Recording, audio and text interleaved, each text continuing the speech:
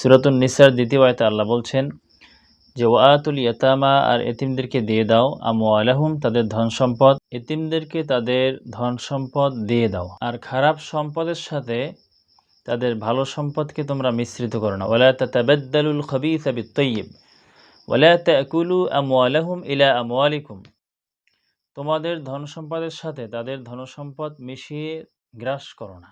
জেনে রাখো নিশ্চিতভাবে ইন্নাহু কানা হুবান কাবীরা, এটা হচ্ছে একটি মহা অন্যায় মহাপাপ। সূরাতুন নিসার ৩য় আয়াতে আল্লাহ বলছেন তোমাদের যদি ভয় হয়, ভয় করো যে তোমরা এতিমদের সাথে সুবিচার করতে পারবে না।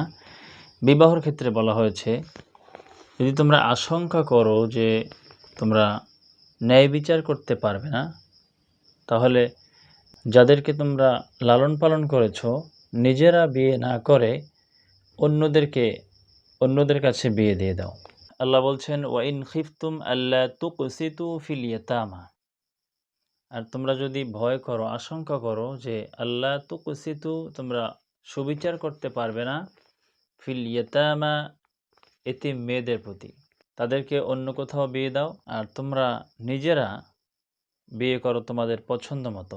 ফানকিহু তোমরা বিবাহ করো মা তাবা লাকুম তোমাদের পছন্দ মতো মিন নিসাই নারীদের মধ্য হতে মাসনা ২ ওয়া সুলাসা ৩ ওয়া রুবা ৪ ফাইন খিফতুম যদি তোমরা আশঙ্কা করো আল্লা তা'দিলু তোমরা ন্যায় বিচার করতে পারবে না ফাওয়াহিদা তাহলে একজন বিয়ে করো। তাহলে সূরাতুন নিসার এই আয়াতে ৩ নম্বর আয়াতে পুরুষের বিবাহর ক্ষেত্রে ৪টি পর্যন্ত বলা হয়েছে যে মাসনা সুলাসা ও রুবা ২ ৩ ৪ কিন্তু বলা হয়েছে যদি তোমরা ন্যায় বিচার করতে না পারো, সামগ্রিকভাবে সব বিষয়কে কেন্দ্র করে বলা হয়েছে যদি তোমরা ন্যায় বিচার না করতে পারো তাহলে ফাওয়াহিদা তাহলে একটি স্ত্রী গ্রহণ করো, একজনকে বিবাহ করো।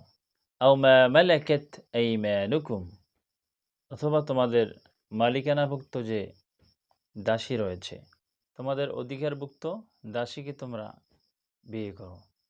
যালিকা আদনা আল্লা তাউলু এতে পক্ষপাতিত্ব না করার সম্ভাবনা থাকবে অধিকতর, কারণ বিবাহের মাধ্যমে নৈতিকভাবে যে চরিত্রকে হেফাজত করার সংরক্ষণ করার বিষয়টি বলা হয়েছে, এই বিয়ের মাধ্যমে নিজেকে সংরক্ষণ করার একটি বড় মাধ্যম। এজন্য আল্লাহ বলেছেন সূরা মুমিনুনের মধ্যে আল্লাযীনা হুম লিফুরুজিহিম হাফিজুন যারা নিজের লজ্জাস্থানকে হেফাজত করে, ঈমানদারের একটি বৈশিষ্ট্য।